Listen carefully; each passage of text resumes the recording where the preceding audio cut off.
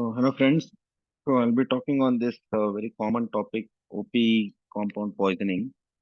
So, wish to acknowledge two of our colleagues, Dr. Ambika and Manjunath, who helped me develop this content. So, this may be a very simple topic. So, I'm sure many of the listeners would have been reading this from MBBS time. But what I increasingly witnessed is there is still lack of clarity as to what needs to be done and what is the current evidence revolving around the treatment principles. So I just thought I'll take you on a quick overview on this particular subject. So when you look at the OP compound, it is important to understand the structural aspect because most of the deleterious effects of this OP compound is dependent on the type of compound. So basically, the structure looks something like this. So R1 and R2. So it can have alkyl or aryl sort of a group. And the key component of this structure is there is phosphorus here, which is bound to either oxygen or sulfur. So when it is bound to oxygen, so the compound will be called as a phosphate. And if the phosphorus is bound to sulfur entity, it is called phosphorothioate. Because the reason is based on its structural aspect, the potency also changes. And the characteristics of this OP compound also differs based on the structural aspect of the OP compound. So when you talk about phosphorus binding to oxygen, which leads to that phosphate as a component, on the compound you would see is dichlorvos, and the other one which phosphorothioate, where phosphorus binds to sulfur, the compounds are called diazinon or parathion. So the difference is dichlorvos, because of its innate nature, the onset of action or the potency of this poison is very early. But when we talk about phosphorothioate, like diazinon and parathion, the onset is delayed. The reason is when there is these compounds which has a delayed onset have extensive storage in the fat and they get recirculated from the fat. So they get deposited in the fat and gets re-released, and the mechanism of action and the potency becomes very prolonged. So the intoxication with this phosphorothioate will be prolonged, and it is these are the compounds which leads to relapse because these compounds tends to accumulate in the fat and they get redistributed from the fatty tissue. So there is a relapse of the symptoms when the nature of the molecule is phosphate binding to the sulfate. So what is the mechanism of action of OP? So the OP compound extent of inhibition of, because I'm sure everyone knows that it is pseudopoline stress inhibitor. It depends on the rate constant and the duration of potency of these compounds. So when you look at chemically, so this is the OP compound, the nerve agent. So it binds at the hydroxy group of the serine site at the esteric site of the acetylcholinesterase. So basically, there is a strong binding of the OP compound to the hydroxy group at the esteric site of the serine moiety of the acetylcholinesterase. So that's, and once it gets stuck there, it becomes irreversible in certain compounds. So for all the listeners, you need to, the current understanding is there are two major categories of opioid, I mean the OP compound. One is oxone group and Theon group. So when we talk about the Theon group, and in India, most of the OP consumption is with the Theon group. Theon is like malathion, pentathion, parathion. So these compounds have irreversible sort of an attachment to the hydroxy moiety of the serine moiety of the hydroxy site and the esteric site of acetylcholinesterase. And once it binds, there is alkyl phosphorylation of this that happens, and then the manifestation. So basically, there is an irreversible binding of the OP compound to the hydroxy group at the serine moiety of the esteric site of acetylcholinesterase. So once it binds, so there is a, so for reactivation of this enzyme to happen, so there has to be hydrolysis of this moiety that happens. So once the OP compound is bound to the hydroxy site of the serine moiety, so there has to be hydrolysis so that this acetylcholinesterase gets freed, and you need acetylcholinesterase to bind to the acetylcholine and negate the deleterious effect of OP compound. So hydrolysis of this attachment has to happen, and that happens only in carbamates. and then acetylcholinesterase gets reactivated. So it becomes inhibited by the binding of the OP compound. And because of the hydrolysis, this OP compound frees the acetylcholinesterase and it gets activated. And this happens in carbamates. But in Theon group, it becomes there is a irreversible inhibition and this hydrolysis does not happen.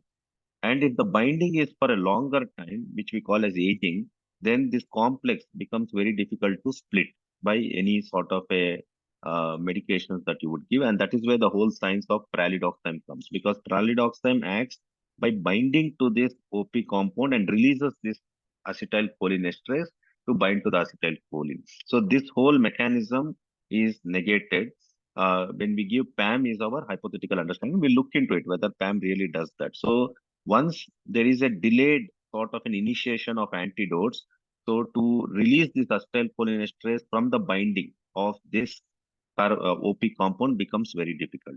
So, which means to say why this is important is delayed presentation of OP, the deleterious effects or the potency will be even more severe because unbinding of this OP compound from this acetylcholinesterase cannot happen and hydrolysis does not happen.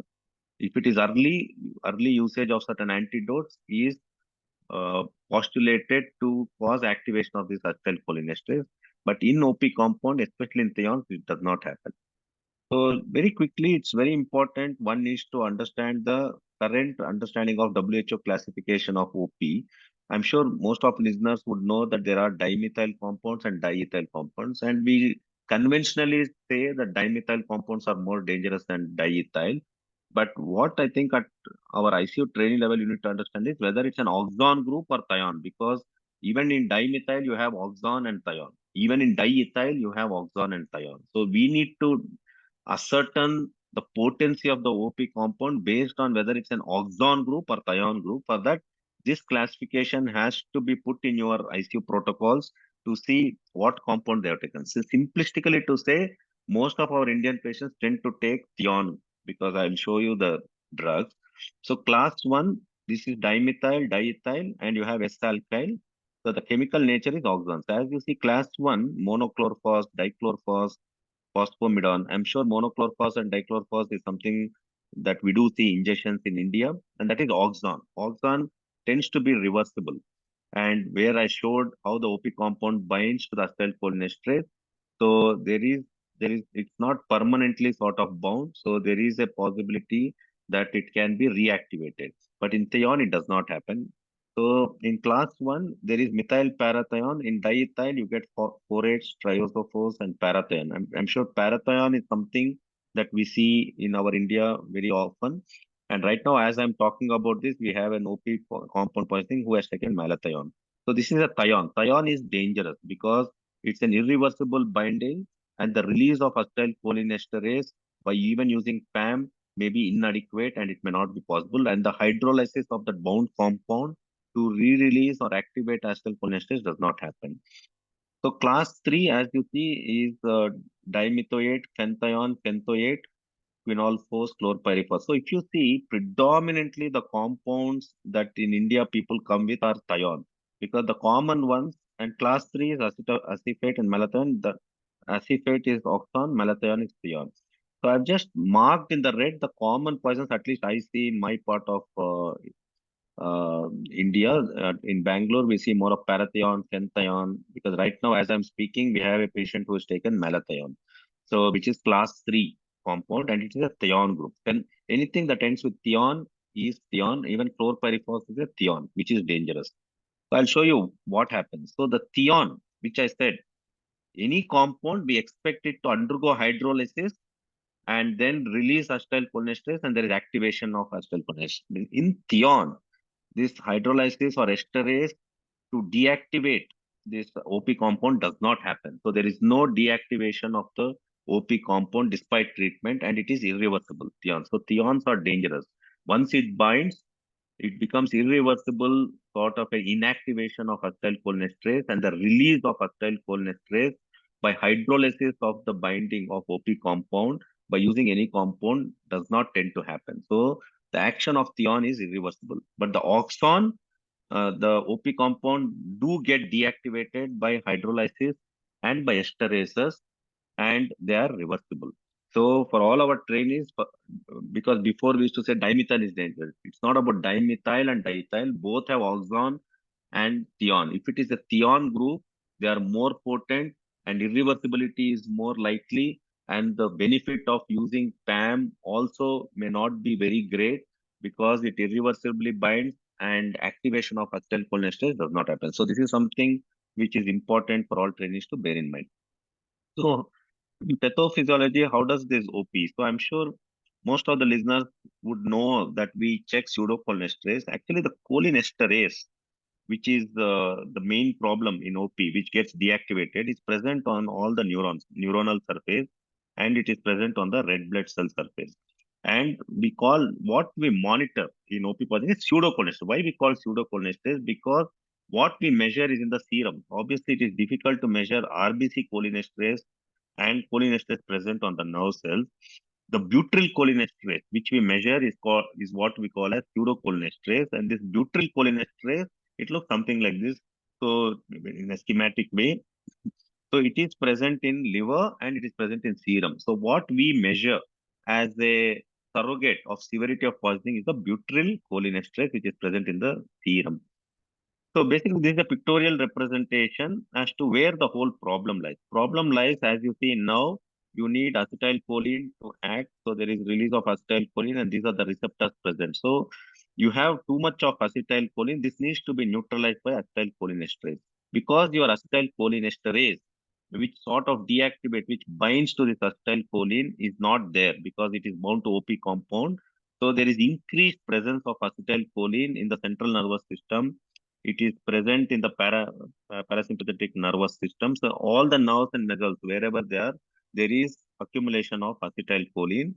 And acetylcholine gets significantly accumulated in the sympathetic and parasympathetic. So all these dots you are seeing is schematic representation of all acetylcholine, which gets in excess in all these nerve junctions, sympathetic and parasympathetic ganglia, and predominantly it is shown to have increased presence of acetylcholine in the neuromuscular junction. All this lead to neuromuscular weakness because there is no cholinesterase enzyme to bind to this acetylcholine and neutralize its effect. So all trainees would know the signs and symptoms. There are mnemonics to remember. So just pictorially, I'm showing all the cholinergic. So any OP poisoning will present with cholinergic symptoms, nicotinic symptoms, and central symptoms. So the cholinergic is due to the increased, as the name sounds, increased presence of acetylcholine in the blood. So they have excessive secretions, lacrimation, there is increased salivation, they can have nausea, vomiting, and there is meiosis, so there is blurred vision, so there is a meiosis, and they'll have bradycardia at the outset. Then they'll have, since there is increased cholinergic effect, there is increased secretions, they can have bronchospasm or bronchoria, and they can have hypotension and diarrhea. So these are some of the symptomology, so it is easier to remember this pictorially. There are mnemonics. I'm sure every trainee would know SLUD. So increased salivation, lacrimation, urination, diarrhea, and gastrointestinal cramps and emesis. So these are, there is another mnemonic called dumbbells. So you can remember any of these mnemonics basically which tell you all the cholinergic symptoms. So after cholinergic, there is something called nicotinic signs. Again, this is due to the increased accumulation of acetylcholine at the nicotinic receptors. And nicotinic symptoms are little opposite to cholinergic. They'll have mydriasis. So in cholinergic, they'll have meiosis. In nicotinic, they'll have mydriasis. And cholinergic causes hypotension. Nicotinic, there is hypertension. And cholinergic, they'll have bradycardia. Nicotinic, there'll be tachycardia.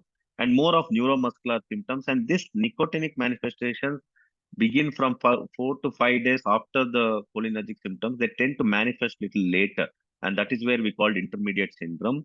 So they can have muscle cramps, weakness, twitching, paralysis, and fasciculations, which I'm sure most of the trainees would have seen this in your clinical practice. More of intermediate syndrome, neuromuscular weakness tends to manifest little later. 5 to 7 days is what is referenced in most of the literature after consumption of OP, and this manifests after cholinergic symptoms.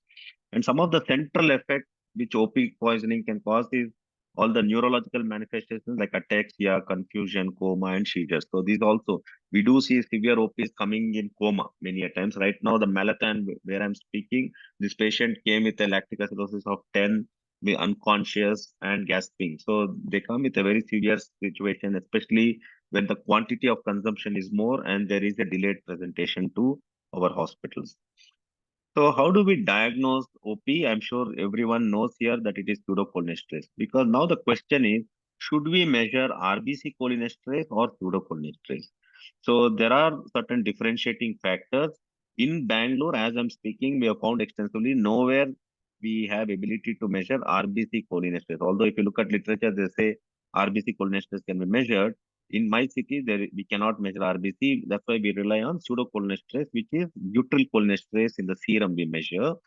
RBC cholinesterase, because it is a surrogate of cholinesterase present on the nerve, it indicates severity of poisoning, and it is a reflection of the deficient cholinesterase at the neuronal synapse, because cholinesterase is present on the RBC surface and on the neuronal surface. It reflects on the deficient cholinesterase on the neuronal surface, and monitoring levels may not be useful in determining whether patient is improving, because regeneration of cholinesterase is slow and it is unreliable. And the key aspect is it's difficult to measure RBC cholinesterase. I spoke to my biochemistry team and they couldn't find out of any labs which are able to do RBC cholinesterase in my city. Technically, it is difficult. It needs a good temperature control. So since we do not do this, we rely on butyl cholinesterase. And this has been shown to be useful, because if there is improvement in the pseudocholinesterase or butyl cholinesterase by 7% every day, it is a good prognostic marker that patient is getting better, and it is easy to perform, although it also needs little temperature control. And the one caveat about butyl cholinesterase or pseudocholinesterase, a level can be deficient in patients who are alcoholics, and many of the OP consumers tend to take it with alcohol, so your butyl cholinesterase may be low. Or many of the alcoholics, they may have depression, and right now the patient we have has a pre-existing liver dysfunction. That's why butyl cholinesterase level or pseudocholinesterase is very, very low, because our normal range is 4,000 to 11,000. On his admission, his levels were less than 100, which is very, very potent. So in someone with liver dysfunction like cirrhosis or hepatitis, butyl cholinesterase will be very low. And on top of it, if they take OP compound, so it is very hard. And I think the prognosis will be poorer, and the potency of this poison also will be much severe, because there is no production of this cholinesterase by the liver, which is needed for these patients. So this is a caveat you have to keep in mind, that in liver dysfunction or alcoholic, the butyl cholinesterase can be already low. So let's jump into management. So any OP compound, this is very important, very simple but seldom done. So this patient who had come to us obviously did not have this. So any OP compound, during my MBBS time, I've seen that all the clothings have to be removed and the whole body wash has to be given. They have to be given proper body wash with soap and water, because the OP compound tends to be absorbed from the skin and there is a recirculation. So good body wash with soap and water has to be done to eliminate all the subcutaneous absorption of the OP compound, which is seldom done. Even currently, as I'm speaking, in the patient we have, he had not received body wash. So this is something I wish to emphasize to ER guys. A good body wash has to be given. And obviously, stomach wash has to be given immediately, which I'm sure everyone knows, and it will be done. So there is a bit of a debate whether activated charcoal is useful in OP or not. So if you look at the evidence, it says if they present acutely in an early stage, activated charcoal can be administered. It may have some benefit, is the consensus. So this is something that can be considered in the early presentation, where they come to emergency after consumption. Activated charcoal does seem to have a role. So obviously, any poisoning comes, our tenets of management is securing airway, breathing, and circulation. So I won't dwell into the details. If someone, so this patient who came to us, who was very sick, up-tended, we had to immediately intubate. Obviously, you wouldn't wait and then resuscitate. He came with lactate of 10, hypotension. We had to resuscitate, guided by the principles of fluid responsiveness and fluid therapy, which I'm sure all of our intensive care friends are experts in. So now we'll move to how do we assess the severity of OP poisoning. There are different grades elucidated uh, by the in the literature. So grade 0 is no-brainer. Patient is very comfortable, awake, alert. Grade 1 is again awake, alert. All this grading is based on, I think what you have to remember, you don't have to memorize. Look at the blood pressure and the intensity of secretion. Blood pressure is a quintessence which tells if someone comes with hypotension, they easily are severe grade 3 and above, they need to come to ICU. So grade 1 is mild secretions, grade 2. See here, grade 2 is where systolic blood pressure is less than 90. These are the patients who possibly should come to ICU, need to be resuscitated because the severity of or the potency of poison is more significant. Grade 3 is they are drowsy, comatose, and blood pressure is less than 90. Grade 4 is they come in full coma and blood pressure. So our patient came in grade 3 to 4, systolic blood pressure was less than 90. So that and any patient with more than grade 2 where blood pressure is less than 90, they need to come to ICU for a monitored bed and resuscitation and for your expert care. So what are the treatment principles? I'm sure every listener knows atropine remains the mainstay, but we are here to discuss what is the evidence for PAM and what are the roles for any other adjuncts. So atropine remains the mainstay of treatment for OP poisoning because simplistically atropine is binds to all the excessive acetylcholine which is causing neuromuscular weakness at the neuromuscular junctions, sympathetic parasympathetic ganglia and parasympathetic nervous system. There is excess accumulation of this acetylcholine, which needs to be neutralized. And because cholinesterase is not there to deactivate this acetylcholine, atropine needs to be given. But you have to bear in mind, atropine is not beneficial to negate the nicotinic effects, which manifest 5 to 7 days later, where they have intermediate syndrome, where they have developed neuromuscular weakness, and atropine is not having any effect on activation of this cholinesterase, which is deactivated by the binding of OP compound to the acetylcholinesterase. So, cholinesterase activation does not happen with atropine, and atropine may not be beneficial for your nicotinic effects, neuromuscular weakness. And atropine is beneficial for mainly bronchoria, for all the cholinergic symptoms, bronchospasm. And atropine may be beneficial to negate certain central symptoms like ataxia, confusion, coma, seizures. It may be beneficial in minimizing or mitigating these central symptoms also. So atropine has to be used as an infusion and not as a bolus. In ICU, I'm sure all of you would be using infusion pumps. So the infusion, you don't have to remember the dose. Whatever dose you use should be titrated to effect, which means that it has to be titrated to a point where the secretions have become dry. There is no sweating, there is no lacrimation, there is no salivation, there is no diarrhea, and there's no bradycardia. So you basically titrate to the effect, and even atropine for bronchoria can be given as a nebulization through vibrating mesh nebulizer for good delivery of this atropine. And it is suggested that once full atropinization has happened for 48 hours, so this could be slowly weaned over 3 to 5 days, and atropine should never be stopped abruptly, and it has to be slowly weaned after full atropinization is attained. So if someone is intolerable to atropine, one can think of using glycopyrrolate, and the dose is 7.5 mg in 200 ml. All these to be titrated to the effect. So now we'll talk about the big brother or the big kid in the block, which is Oxyme. So this whole controversy, whether should we use Oxyme, whether there is good evidence for using pralidoxime. So in India, we have pralidoxime. There are two molecules, pralidoxime and obidoxime. So we'll just talk about mechanism of pralidoxime. So this is pralidoxime. So we know that OP compound nicely binds to acetylcholinesterase and deactivates it. So we need free acetylcholinesterase and we need reactivation. We know this reactivation of acetylcholinesterase happens when carbamate ingestion is happened. Reactivation happens by hydrolysis and esterases. But if someone has taken Thion, in India it is predominantly Thion. So you have to bear in mind that there is irreversible binding of OP compound to acetylcholinesterase, and this acetylcholinesterase does not get released and reactivated. So pralidoxime is given with a hypothetical understanding that it binds to OP compound. So here you see this is pralidoxime, which binds to the OP compound and causes degradation of the OB compound, and it releases free acetylcholinesterase so that this strong binding that has happened, it will release. This is our scientific and hypothetical understanding that pralidoxime does this. But whether in clinically it really does this is something that is not witnessed in the trial. So the dose that is recommended by WHO and the reference literature is 30 milligram per kg stat has to be given as an infusion If you give bolus not as an infusion over 30 minutes, it can cause severe hypotension. Even cardiac arrest is something that can be caused by the bolus dose of pralidoxime. So one has to be cautious whilst using bolus dose of pralidoxime. It has to be given as an infusion of 30 minutes, and it has to be used as 8 mg per kg per hour as an infusion until the atropine is used. So obidoxime is we are not used in India.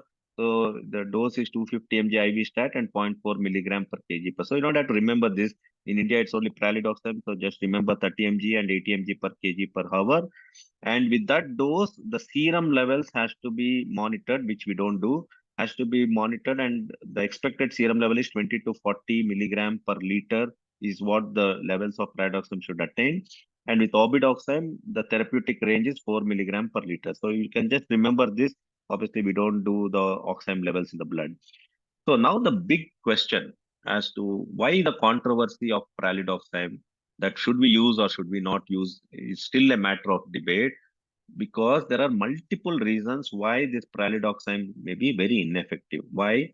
Because one thing is that all the studies, there are around 8 randomized controlled trials. Each trial has used different doses, and if dose is insufficient, the effectiveness of pralidoxime is not going to be effective. So which means it is not going to be effective in negating the OP compound poisoning. And so this whole degradation process, that pralidoxime binding to the OP and releasing, we do not have a timeline as to how effectively this happens. And there may be a very slow release of these free acetylcholinesterase. And this is very, very variable to different patients, depending on the amount of poison consumed and the time lag in which they have presented. And another important thing of pralidoxime is it is diabolical. It's like mannitol, in where blood-brain barrier is breached, it has a negative effect. Same thing with pralidoxime, because when it binds to when the pralidoxime binds to OP compound, there is an intermediate compound that gets formed, which is called phosphoryloxime. And this phosphoryloxime can inhibit acetylcholinesterase, which means it has a diabolical effect. Although it is meant to free acetylcholinesterase, the intermediate compound that is formed after binding of pralidoxime with the OP compound is phosphoryloxime, which further inhibits your free acetylcholinesterase, which means it has a paradoxical effect in some cases, and we do not know in which patients this phosphoryloxime will be produced, which will further inhibit acetylcholinesterase, is something which is dependent from case to case basis. So these are some of the inaccuracies or inadequacies of mechanism of action of pralidoxime. So we'll jump into what is the current evidence of pralidoxime, because the whole debate in OP is whether should we use pralidoxime or not. So this is an Indian study which came in Lancet in 2006. As you see, they used two different doses of pralidoxime: continuous pralidoxime infusion versus repeated bolus in OP poisoning. It was a randomized controlled trial. Here they used pralidoxime as suggested by WHO, 2 grams stat and 1 gram as infusion hourly for 48 hours. And this they compared with 2 grams stat followed by 1 gram fourth hourly. Basically, here they compared high dose of pralidoxime with low dose of pralidoxime in Indian patients. They had a good number of patients, 200 patients. And what they found is where they used high dose as recommended by WHO, the need for atropine was less, but most importantly, the need for intubation was shown to be significantly less where they used hourly infusion as recommended by WHO. And the duration of mechanical ventilation also was found to be significantly less, 5 days versus 10 days. So very positive study, which basically tells use high dose of pralidoxime, use at a dose of 1 gram per hour as an infusion for 48 hours. It showed significant clinical benefits with this Indian trial. And that was about the Indian study. Then there is some talk about use of fresh frozen plasma. The whole hypothesis is your plasma has butyl cholinesterase. We know serum has butyl cholinesterase. So externally giving, supplementing butyl cholinesterase where it is low, whether. So this was a Turkish study where the hypothesis was your pseudocholinesterase or butyl cholinesterase will inactivate OP compound, prevent intermediate syndrome, and it tends to last for 7 weeks. And half-life of this butyl cholinesterase is 10 days. So here they administered FFP in 11 patients. 9 patients were administered FFP at day 2, and 2 patients were administered FFP after they developed intermediate syndrome. So they gave 2 FFP every day, and they monitored pseudocholesterol or butyrylcholesterol and ensured that butyrylcholesterol levels became more than 2,100 international units per liter. So which means they kept giving 2 units of FFP every day until your butyrylcholesterol went to more than 2,100 units, international units per liter. And 33 patients, this was the breakup of the patients. So 20 got only atropine and PAM, and in that intermediate syndrome developed in 28.6. But in 11 patients who got FFP along with atropine and PAM, no one developed intermediate syndrome. So that was significant. And mortality, if you see, 3 out of 20 patients died in atropine and PAM, and no patient died in 11 patients who got atropine, PAM plus FFP. And patients who got only atropine, they died, and atropine with FFP, they survived. So which means FFP seemed to have some beneficial effect. So that is about this Turkish study on the role of FFP. So with regards to PAM, there is a Cochrane review. So this was Oxymes for acute, which came as a Cochrane review in 2011 by Australian authors. This took 7 randomized control trials, have looked at Oxymes in OP poisoning. 3 randomized controlled trials of 366 patients compared pralidoxime versus placebo. There are 4 randomized controlled trial of 479 patients who have looked at different doses of pralidoxime, of which Indian study also is one of them. But all the studies in this particular paper, if you go through, the baseline characteristics of patients were not matched when they analyzed this data, and there was varying dosages of oximes that were used, which sort of made interpretation very difficult on the effectiveness of pralidoxime. And there was significant time lag in the administration of treatment for these OP poisonings. All this made conclusions very difficult whether whether use of oximes was really helpful. So, and one randomized controlled trial from which WHO recommendations are made, in fact, showed trend towards harm in all subgroups. So, the conclusions the authors made in this Cochrane review database, which looked into 7 randomized controlled trials, was this: that there is insufficient evidence to suggest whether Oxyme has any clinical benefit in improving outcome, and there is insufficient evidence to suggest whether oximes, by using oximes, does it cause any harm to the patient. So right now, the answer is not very clear whether oximes have any benefit or whether they do any harm. So this is where the current evidence is. And this is another study which again came in Lancet 2005, where they have looked at 3 different types of OP poisoning and their response to the PAM. So this was a good study, 802 patients. So here they divided the patients based on the type of compound they had taken. As you see, 439 had taken chlorpyrifos, which is again a Theon. 264 had taken dimethoate, which is again a Theon, and 99 patients had taken phenthine, which is Theon. So which is all Theon compounds which are severe sort of a poisoning. And if you see why this study is important is to indicate that each compound have a different outcome sort of a thing, and they have a different impact on the outcome or the death. So if you see, the death was more in patients who took in dimethoate, 23.1%, followed by phenthine and chlorpyrifos. All these were statistically significant. And the need for intubation and mechanical ventilation also was higher in dimethoate group, followed by phenthine group and chlorpyrifos. So it means to say the prognosis and the outcome of the patient is really dependent on the type of OP compound they have taken, and that really has a bearing on the prognosis rather than Oxyme, because Oxyme, we are for sure there's no robust evidence to suggest that it makes a difference. So, and in dimethoate group, death happened much early on, and they found in these patients, Theon group, dimethoate and phenthine, acetylcholinesterase inhibition that had happened responded very poorly to PAM, which means to say the PAM was really not hugely effective in releasing this acetylcholinesterase or freeing this acetylcholinesterase or causing reactivation of acetyl. Although as a scientific plausibility, pralidoxime looks promising that it binds to acetylcholinesterase, it binds to the OP compound and releases acetylcholinesterase. But clinical studies have failed to demonstrate that pralidoxime indeed makes a difference to the outcome. And this study also showed that the response to uh, Pralidoxime in patients where acetylcholinesterase inhibition had happened was not very effective.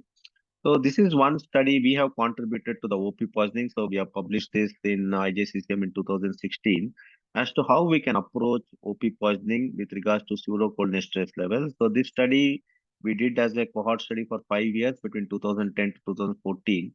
So the age group of poisoning in our study was 24 to 44 years, and 65% of the patients were males. So our study, we divided patients based on cholinesterase more than 1,000 and less than 1,000. And what we see is cholinesterase, the pseudocholinesterase level that we do is a good reflector of the severity of the poisoning, and it has a direct bearing on outcome measures. So if you look at here, vasopressor free days was less in patients with pseudocholinesterase less than 1,000, which is not good because you need more vasopressor free days, more ventilator free days. All this was less. ICU length of stay also was significantly longer in patients where pseudocholinesterase was less than 1,000. Hospital length of stay also was significantly longer. And if you see the trends on mortality also was appeared higher in patients where pseudocholinesterase is less than 1,000, although it did not attain statistical significance. So all in all, what these studies tell you is that your pseudocholinesterase seems to be a good marker in at least determining the prognosis. The patient currently we have in our ICU, Malathion, our range of pseudocholinesterase was 4,000 to 11,000, and he came with a pseudocholinesterase level of less than 100, which means it is very low, and his outcome would be very bad. He had come with hypotension, he had come with lactic acidosis, with lactates of 10, so on and so forth. So we have done tracheostomy, and he's still obtended. So very unlikely his outcome will be very good is what we could decipher. So what are the other modalities that people have tested in OP? So magnesium sulfate, there is some evidence and there are good number of trials. There are around 8 studies where they've used magnesium sulfate in OP. So we tend to use magnesium sulfate in our practice. The rationale is very simple because we give atropine and we need some cardiac stability. There'll be a lot of tachycardia because cholinergic effect has a cardiac effects, and even nicotinic effects have cardiac effects. So magnesium sulfate we know is a membrane stabilizer. So there are 8 studies, and in fact the meta-analysis, the pooled odds ratio shows some benefit towards mortality and duration of mechanical ventilation or the need for mechanical ventilation. So it's a less expensive drug. Possibly one could adopt using magnesium sulfate along with atropine in your patients with severe OP poisoning, especially Theon group. So there are studies done with N-acetylcysteine, which is a free radical scavenger.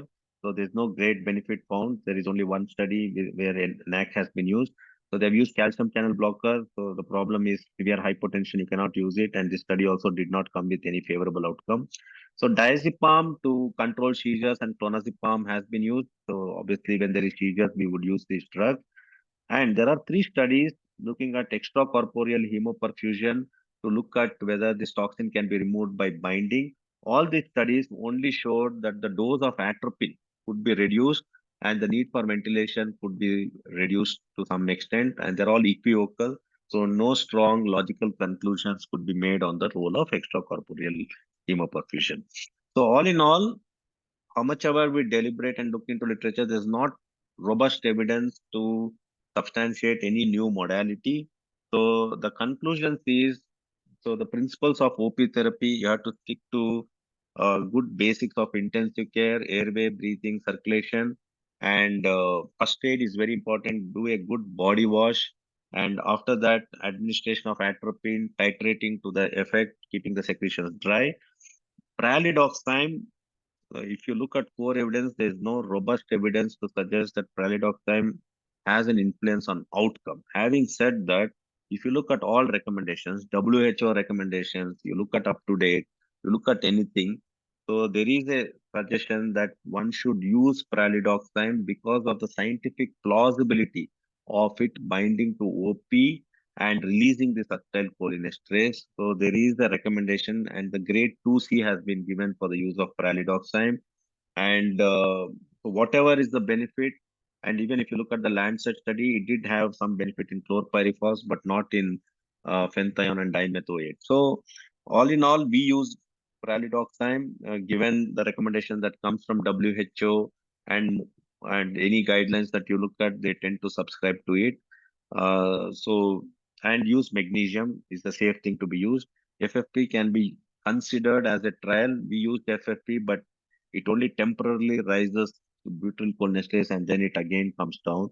So I don't think it will have a huge benefit on it. So that is my viewpoints, and that is the current evidence for use of any of these. So atropine is here to stay. Pyridoxine is the institutional policy. As institutional protocol, we use it in our practice. We use magnesium sulfate in our practice. FFP, you could exercise your discretion in any patients who you want to trial it out and report its benefit. So thank you one and all. So I request all the listeners to consider submitting your good work in our Journal of Acute Care. So we are so this comes as a quarterly journal, and it's a good journal for you to present your good work. So thank you one and all. And you can visit my website www.drpradeeprangappa.com to rehear to this lecture. So thank you one and all.